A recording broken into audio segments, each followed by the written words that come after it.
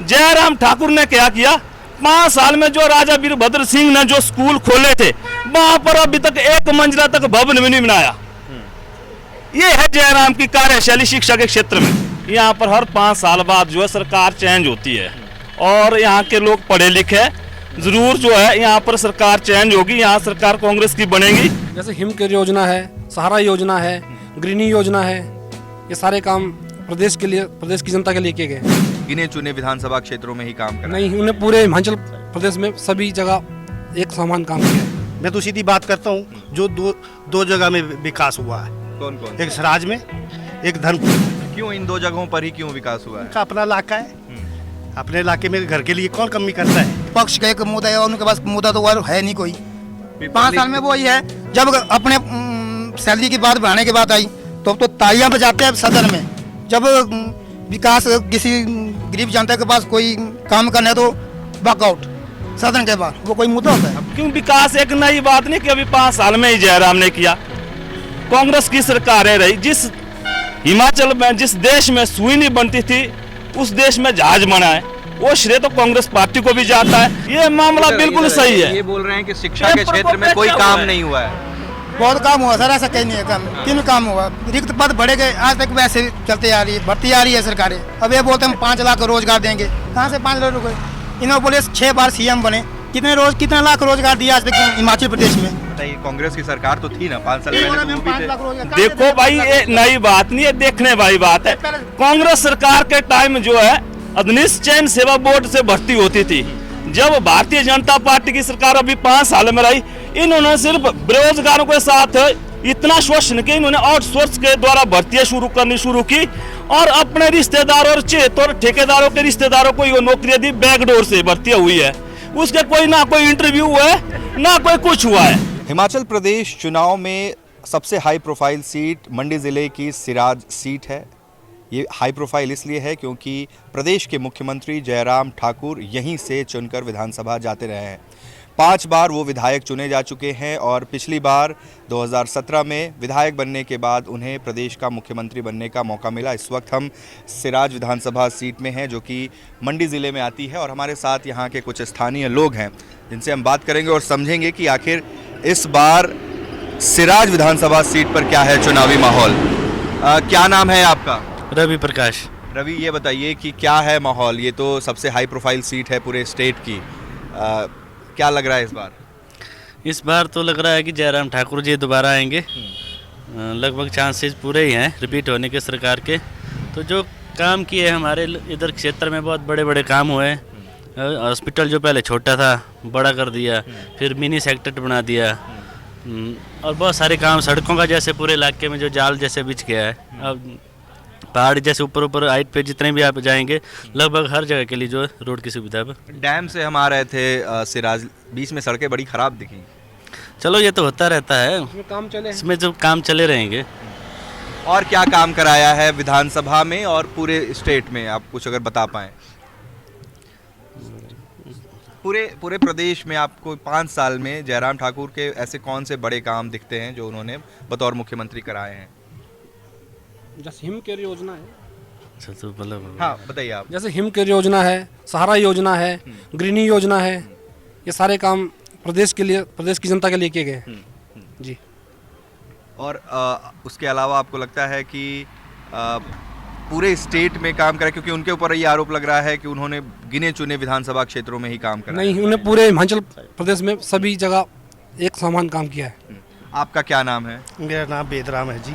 ये बताइए कि इस बार क्या माहौल लग रहा है चुनाव में? तो चेंजिंग चाहते हैं, पब्लिक चेंजिंग चाहती है। जो सरकार की नीति है वो महंगाई है, जो सरकार की जो नीति रही, लोग चाहते चेंजिंग। ये तो हिमाचल में है ही है। तो हिमाचल में लोग जनता चाहती है जो महंगाई के ऊपर, सबसे पहले तो महंगाई है, जीएसटी है, नौकरियां हैं, जो संस्था जो सारी बेची गई, तो उसके ऊपर जो है लोग, नौजवान जो बेरोजगार है उनके लिए रोजगार भी देने की सुविधा जो है नहीं दे पाई भाजपा सरकार।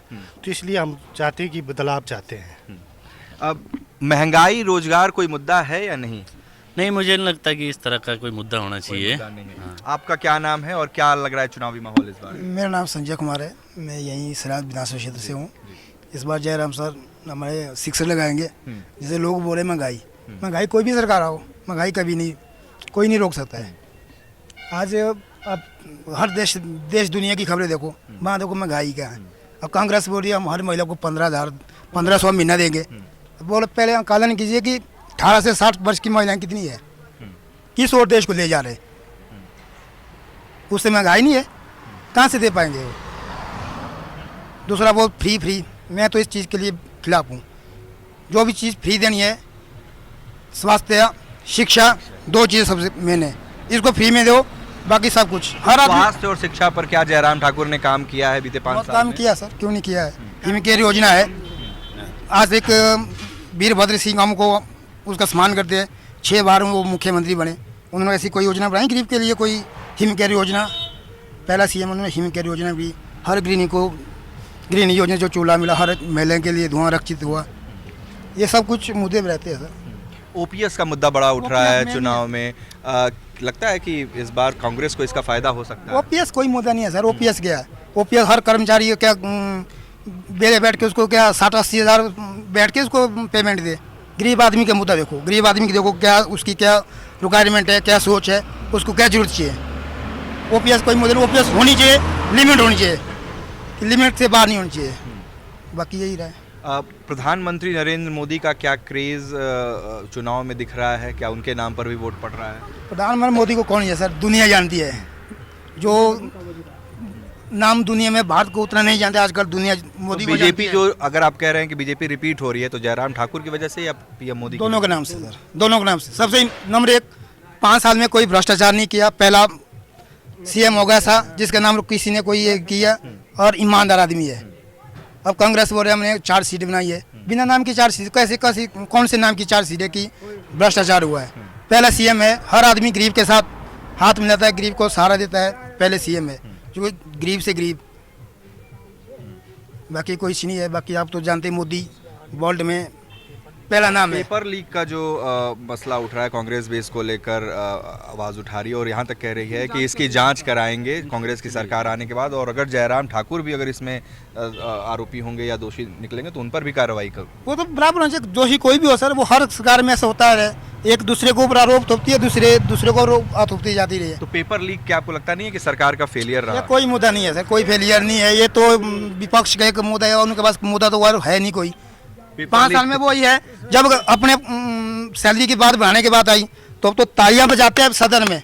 जब विकास किसी गरीब जनता के पास कोई काम करना है तो वॉकआउट सदन के बाद, वो कोई मुद्दा होता है? अपनी सैलरी बढ़वाने के लिए, अपनी सैलरी के लिए तो तालियां, सब तालियां। और दूसरा बोलते ओपीएस, मैं बोलता हर नेता की पेमेंट बंद होनी चाहिए, किसी को कोई पेमेंट नहीं मिलनी चाहिए, लिमिट होनी चाहिए, सबको बुढ़ापा की जो पेंशन है सबको लिमिट होनी चाहिए। ओपीएस कोई मुद्दा नहीं है। ठीक है, क्या नाम है आपका? मेरा नाम जी जयचंद चौहान है। जयचंद जी, ये बताइए कि क्या है माहौल, आपको लग रहा है मुद्दे क्या हैं चुनाव के? माहौल बदलाव का है। हिमाचल का रिवाज रहा, यहाँ पर हर 5 साल बाद जो है सरकार चेंज होती है, और यहाँ के लोग पढ़े लिखे, ज़रूर जो है यहाँ पर सरकार चेंज होगी, यहाँ सरकार कांग्रेस की बनेगी।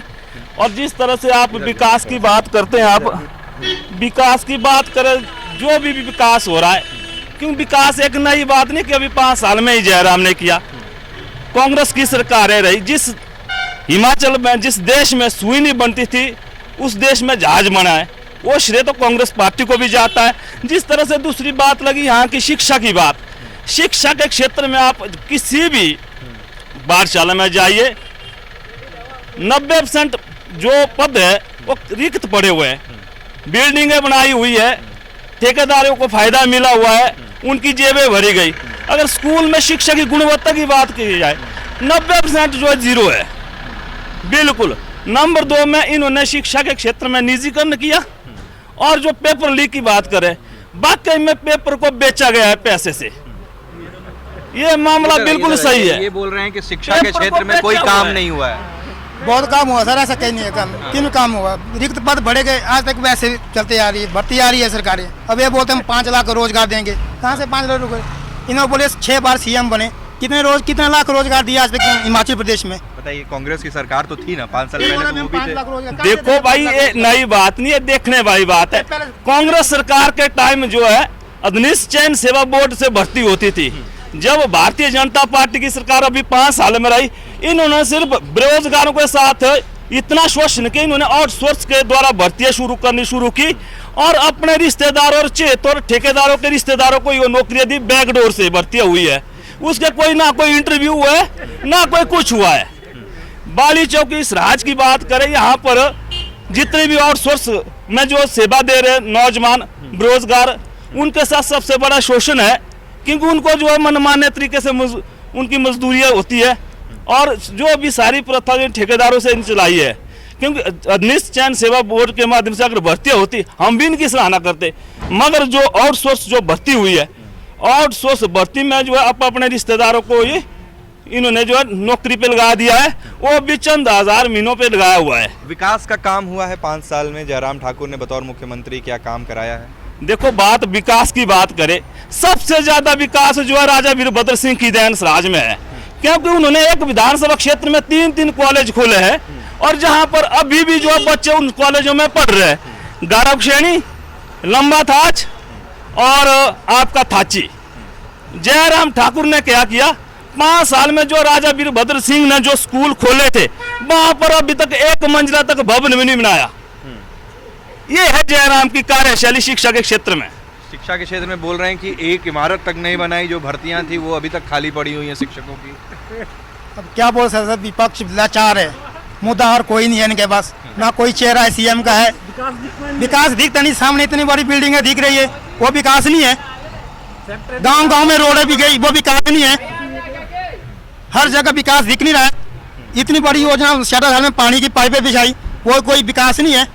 शिमला के बाद दूसरी इतनी बड़ी योजना पूरी सराज की पंचायत, पूरा सराज उस पानी से दिख रहा है, आज उनको विकास नहीं दिख रहा है।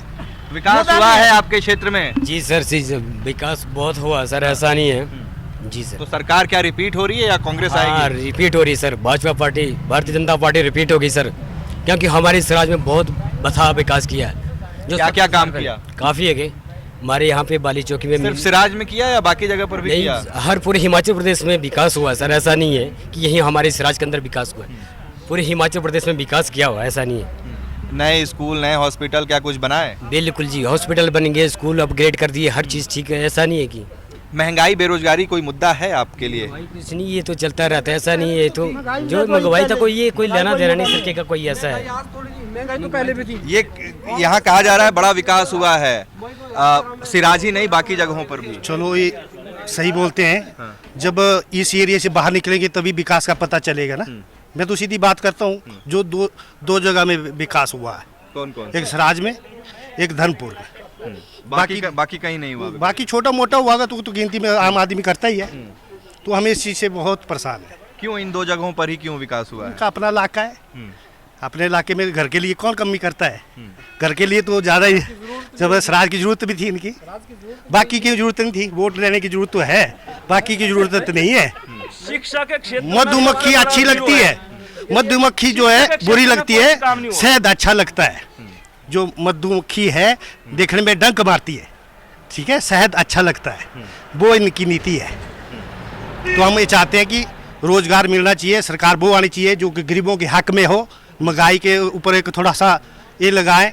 तो हम इस चीज़ पे चाहते हैं, नौजवान में बेरोजगार हैं, इनके लिए नौकरियों का कोई साधन करे, कोई ऐसे ही फैक्ट्री खोले, उसे काम हुआ है? काम बहुत बढ़िया काम क्या- हुआ। क्या- क्या काम हुआ है? इधर 2 मिनी सेक्टर बना और एसडीएम डबरा हॉस्पिटल बन गए, बहुत काम हुआ, बेहतर काम हुआ। वो इनको जरा थोड़ा। आपके बच्चे हैं? आज बच्चे हैं। क्या काम करते बच्चे अपना अपना बिजनेस करते हैं, अपना प्राइवेट बिजनेस है। हैं? नौकरी ट्राई नहीं की कभी? नौकरी के क्या है, जिसने काम करना उसको बिजनेस भी मारा है। जैसे आप चले वैसे अपना अपना धंधा होता है, नौकरी थोड़ी सब के लिए नहीं मिलनी है। बिजनेस करो, तरक्की तो तभी होनी ना। तो जो बेरोजगारी का मुद्दा उठा रही है विपक्ष और जो महंगाई का मुद्दा उठा रही है, क्या ये नहीं सही बात? आपकी बात सही है। मैं कह रहा हूँ जो विपक्ष बेरोजगारी, महंगाई का मुद्दा उठा रहा है, ये मुद्दा है कि नहीं है? ये तो दिखती बात है, महंगाई है, उतना लोगों का भी मटर, आलू, सेब जा रहे हैं महंगा, मटर जा रहे हैं हमारे 100-120 रुपए किलो अब आजकल जा रहे हैं मटर। इधर लोगों का मेहनत करेगा तभी होने मटर ना। अब सारे नौकरी लगड़े फिर जिम्मेदारी और किसान कौन करेगा? ऐसा ये बेकार के मुद्दे नहीं है। कौन आ रहा है, कौन जीत रहा है? जितने का कोई पता नहीं लगता, कौन जीत सकता है इसमें। तो सरकार रिपीट हो रही है? रिपीट हो रही है, नई सरकार आएगी? पता नहीं लगता है कौन जीत सकती, कौन हार सकती है। फाइट लग रही है आपको? फाइट लग सकता है। देखिए ये सिराज की जनता है। सिराज जो कि बीजेपी का गढ़ रहा है। 1998 से जयराम ठाकुर लगातार यहाँ पर 5 बार चुने जा चुके हैं। 6ठी बार वो चुनावी मैदान में हैं और इस बार बीजेपी दावा कर रही है कि हिमाचल प्रदेश का जो चुनावी इतिहास रहा है कि हर 5 साल में यहाँ पर सरकार बदल जाती है, वो इतिहास इस बार बदलेगा और बीजेपी लगातार दूसरी बार सरकार बनाएगी। वहीं कांग्रेस का कहना है कि जो परंपरा चलती रही है वो परंपरा कायम रहेगी और कांग्रेस सत्ता में वापसी करेगी। हमारे सहयोगी आनंद कुमार के साथ उत्कर्ष कुमार सिंह, अनसीन इंडिया, हिमाचल प्रदेश।